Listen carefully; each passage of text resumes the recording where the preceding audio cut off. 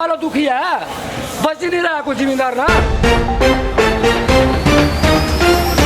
Rate 1800 लग रहा है, 1700 लग रहा है। ये किसान तो पीछे पड़े, इस बार कुछ नहीं है।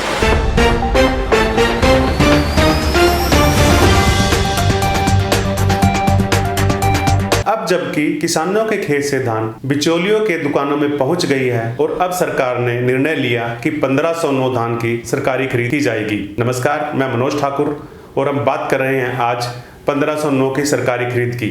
कल ही उप मुख्यमंत्री और खाद्य आपूर्ति मंत्री दुष्यंत चौटाला ने घोषणा की है कि अब सरकार 1509 धान की भी सरकारी खरीद करेगी।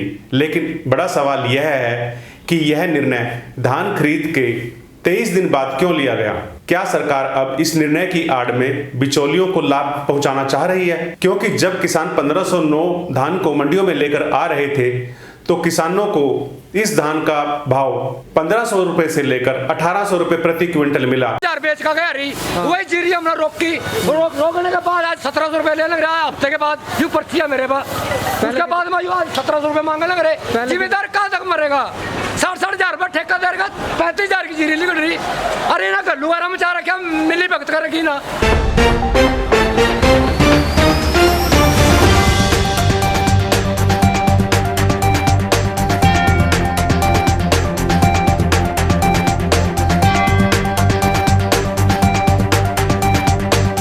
कौन से गांव से आए हो? दर्द कौन सी धान लेके आए हो?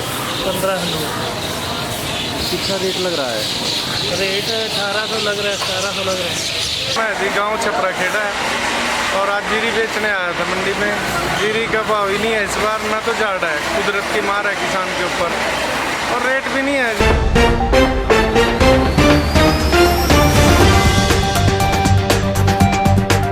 जबकि धान का न्यूनतम समर्थन मूल्य ही 1888 रुपए प्रति क्विंटल है और यह न्यूनतम समर्थन मूल्य मोटी यानी कि परमल धान का है। अब सवाल यह पैदा हो रहा है कि सरकार इतने समय के बाद जब प्रदेश के हजारों किसान करोड़ों रुपए का नुकसान उठा बैठे हैं, अब सरकार किसे फायदा पहुंचाने के लिए 1509 धान को सरकारी दाम पर खरीदने जा रही है। तो इससे साफ जाहिर है कि सरकार किसे लाभ पहुंचाना चाह रही है। इधर मंडियों में 1509 खरीद में बिचौलियों ने एक बड़ा खेल कर दिया, क्योंकि इस धान की सरकारी खरीद न होने की वजह से मिल संचालक व एक्सपोर्टर ही धान को खरीद रहे थे।